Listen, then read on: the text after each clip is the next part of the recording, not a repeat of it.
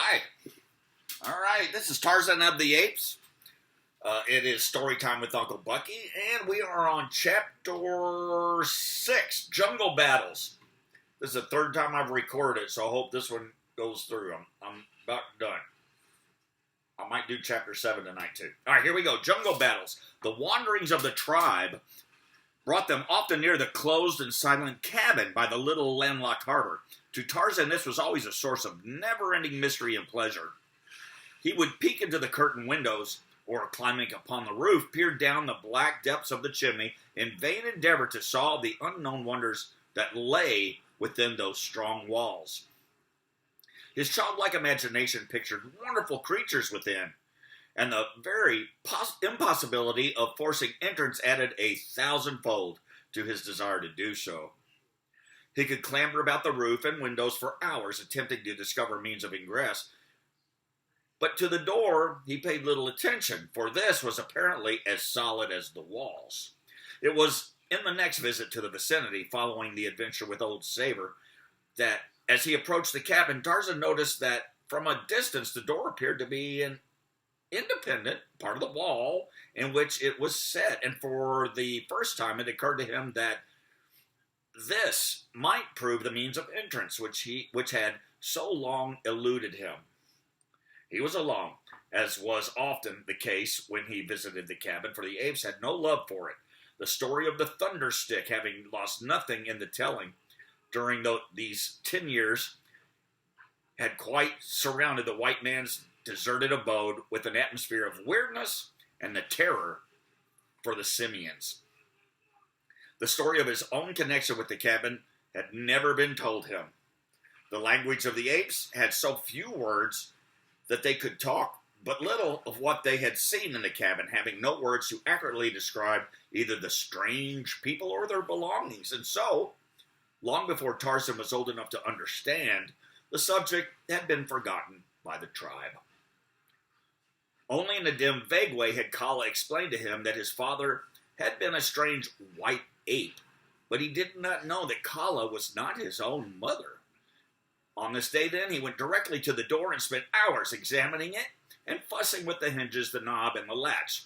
Finally, he stumbled upon the right combination, and the door swung creakingly open before his astonished eyes. For some minutes, he did not dare venture within, but finally, as his eyes became accustomed to the dim light of the interior, he slowly and cautiously entered. In the middle of the floor lay a skeleton. Every vestige of flesh gone from the bones, to which still clung the mildewed and moldered remnants of what had once been clothing. Upon the bed lay a similar gruesome thing, but smaller, while in a tiny cradle nearby was a third, a wee mite of a skeleton. To none of these evidences of a fearful tragedy of a long dead day did little Tarzan give but passing heed. His wild jungle life had inured him to the sight of dead and dying animals, and had he known that he was looking upon the remains of his own father and mother, he would have been no more greatly moved. The furnishings and other contents of the room it was which riveted his attention. He examined many things minutely, strange tools and weapons and books and paper and clothing. What little had withstood the ravages of time in the humid atmosphere of the jungle coast. He opened chests and cupboards, such as did not baffle his small experience, and in these he found the contents much better preserved. Among other things, he found a sharp hunting knife, on the keen blade of which he immediately proceeded to cut his finger. Undaunted, he continued his experiments, finding that he could hack a few and hew splinters of wood from the table and chairs with this new toy. For a long time, this amused him, but finally, tiring, he continued his explorations. In a cupboard filled with books, he came across one with brightly colored pictures. It was a child's illustrated alphabet. A is for archer, who shoots with a bow. B is for boy. His first name is Joe. The pictures interested him greatly. There were many apes with faces similar to his own. And further over the book, he found under M some little monkeys, such as he saw daily flitting through the trees of his primeval forest. But nowhere was pictured any of his own people. In all the book was none that resembled Kerchak or Tublat or his mother Kala. At first he tried to pick up the little figures from the leaves, but he soon saw that they were not real, although he knew not what they might be, nor had he any words to describe them. The boats, the trains, and the cows and the horses were quite meaningless to him, but not quite so baffling as the odd little figures which appeared beneath and between the colored pictures. Some strange kind of bug, he thought they might be, for many of them had legs, though nowhere could he find one with eyes and a mouth. It was his first introduction to the letters of the alphabet, and he was over 10 years old. Of course, he had never before seen print or ever had spoken with any living thing which had the remotest idea that such a thing as a written language even existed, nor ever had he seen anyone reading. So what wonder that the little boy was quite at a loss to guess the meaning of those strange figures. Now, the middle of the book, he found his old enemy Saber, the lioness, and further on coiled Hista, the snake. Oh, it was most engrossing. Never before in all his 10 years had he enjoyed anything so much. So absorbed was he that he did not note the approaching dusk until it was quite upon him and the figures were blurred. He put the book back in the cupboard and closed the door, for he did not wish anyone else to find and destroy his treasure. And as he went out into the gathering darkness, he closed the great door of the cabin behind him, as it had been before he discovered the secret to its lock. But before he left, he had noticed the hunting knife lying where he had thrown it upon the floor. And this he picked up and took with him to show to his fellows. He had taken scarce a dozen steps toward the jungle when a great form rose up before him from the shadows of a low bush. At first he thought it was one of his own people, but in another instant he realized that it was Bolgani, the huge gorilla. So close was he that there was no chance for flight, and little Tarzan knew that he must stand and fight for his life, for these great beasts were the deadly enemies of his tribe, and neither one nor the other ever asked or gave quarter. Had Tarzan been a full-grown bull ape of the species of his tribe, he would have been more than a match for the gorilla. But being only a little English boy, though enormously muscular for such, he stood no chance against his cruel antagonist. In his veins, though, flowed the blood of the best of a race of mighty fighters, and back of this was the training of his short lifetime among the fierce brutes of the jungle. He knew no fear, as we know it. His little heart beat the faster, but from the excitement and exhilaration of adventure. Had the opportunity presented itself, he would have escaped, but solely because his judgment told him he was no match for the great thing which confronted him. And since reason showed him that successful flight was impossible, he met the gorilla squarely and bravely without a tremor of a single muscle or any sign of panic. In fact, he met the great brute midway in its charge, striking its huge body with his closed fists and as futilely as he had been a fly attacking an elephant. But in one hand he still clutched the knife he had found in the cabin of his father, and as the brute, striking and biting, closed upon him, the boy accidentally turned the point toward the hairy beast.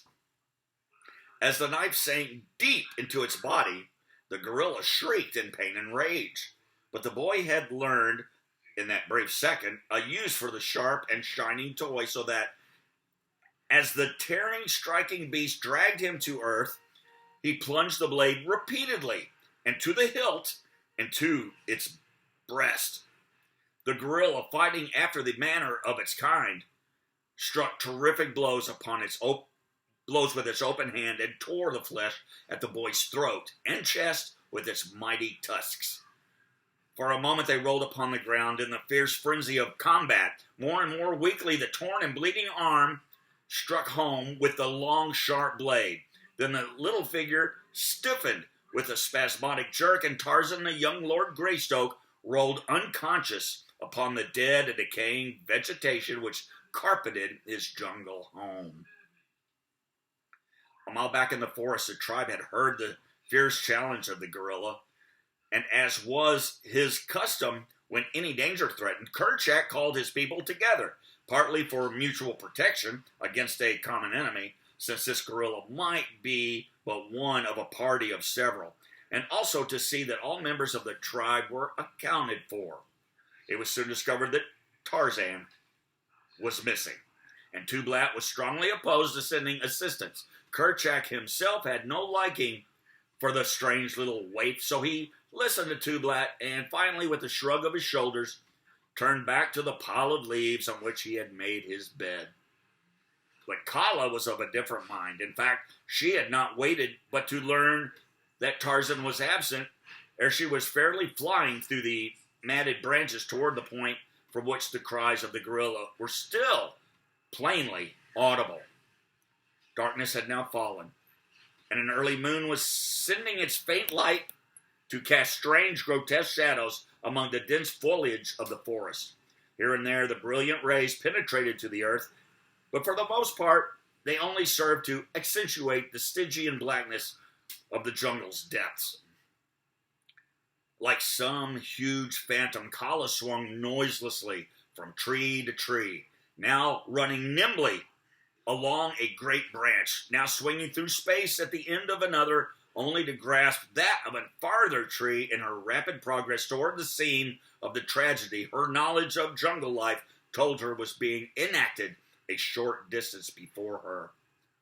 The cries of the gorilla proclaimed that it was in mortal combat with some other denizen of the fierce wood. Suddenly, these cries ceased, and the silence of death reigned throughout the jungle.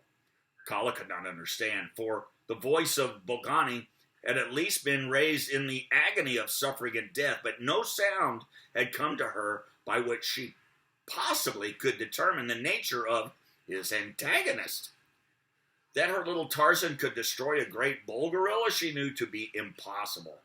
And so, as she neared the spot from which the sounds of the struggle had come, she moved more warily and at last slowly and with extreme caution. She traversed the lowest branches, peering eagerly into the moon-splashed blackness for a sign of the combatants. Presently she came upon them, lying in a little open space, full under the brilliant light of the moon, little Tarzan's torn and bloody form, and beside it a great bull gorilla stone dead. With a low cry, Kala rushed to Tarzan's side, and gathering the poor blood-covered body to her breast, listened for a sign of life. Faintly she heard it, the weak beating of his little heart.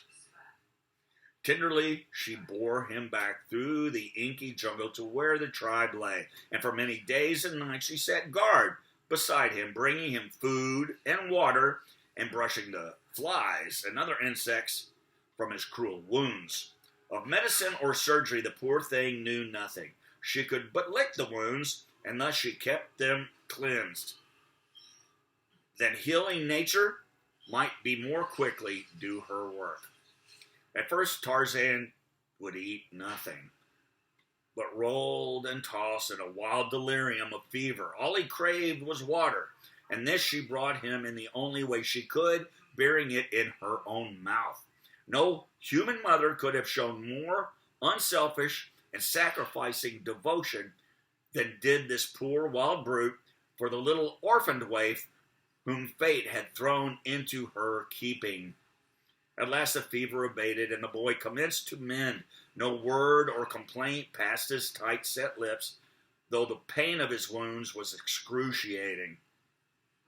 A portion of his chest was laid bare to the ribs, 3 of which had been broken by the mighty blows of the gorilla. One arm was nearly severed by the giant fangs, and a great piece had been torn from his neck, exposing his jugular vein, which the cruel jaws had missed, but by a miracle. With the stoicism of the brutes who had raised him, he endured his suffering quietly, preferring to crawl away from the others and lie huddled in some clump of tall grasses rather than to show his misery before their eyes. Kala alone he was glad to have with him. But now that he was better, she was gone longer at a time in search for food, for the devoted animal had scarcely eaten enough to support her own life, while Tarzan had been so low and was in consequence reduced to a mere shadow of her former self. That is the end of the chapter where he fought Bolgani the gorilla. Next chapter is called The Light of Knowledge, chapter 7. So, hope you enjoyed that one. Hope you enjoy the next one.